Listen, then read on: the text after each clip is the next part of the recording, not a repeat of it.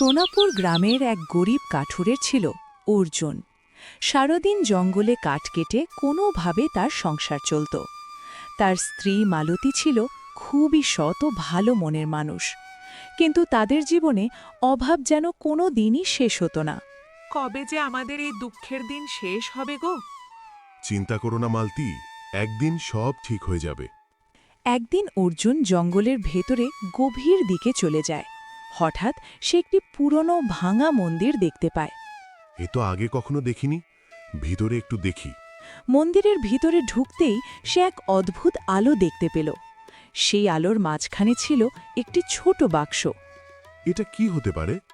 অর্জুন বাক্সটা খুলতেই ভেতর থেকে এক জাদুকরী কণ্ঠ শোনা গেল। অর্জুন, তুমি খুব সৎ মানুষ। এই বাক্সে যা চাইবে তাই পাবে, কিন্তু লোভ করো না। অর্জুন ভয় পেলেও বাক্সটা নিয়ে বাড়ি ফিরে সব মালতীকে বলল। সত্যি? তাহলে আমরা খাবার চাইতে পারি?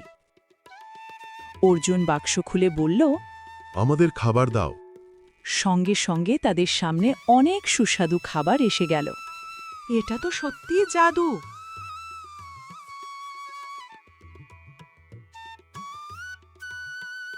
ধীরে ধীরে তারা প্রয়োজন মতো জিনিস চাইতে লাগল, খাবার, কাপড়, ঘরের জিনিস, কিন্তু কখনো অতিরিক্ত কিছু চায়নি। একদিন তাদের পাশের লোভী প্রতিবেশী সব দেখে ফেলল। এই বাক্সটা আমার চাই। এক রাতে সে চুপি চুপি বাক্সটা চুরি করে নিয়ে গেল। এবার আমি অনেক সোনা চাই, আমাকে অসীম সোনা দাও। হঠাৎ বাক্স থেকে সোনা বের হতে শুরু করল, কিন্তু থামার কোনো নামই নেই।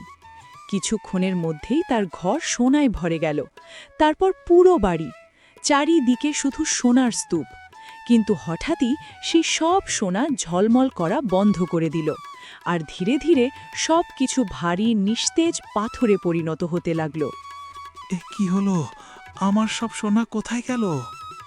মুহূর্তের মধ্যেই তার সব লোভী ইচ্ছা মুছে গেল, আর সে বুঝতে পারল অতিরিক্ত লোভের ফল কখনো ভালো হয় না।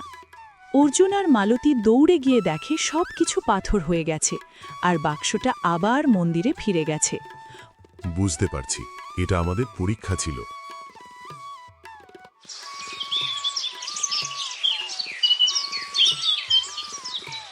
হঠাৎ আকাশ থেকে সেই কণ্ঠ আবার শোনা গেল। অর্জুন, তুমি লোভ করোনি, তাই তোমার জন্য আসল পুরস্কার রয়ে গেছে।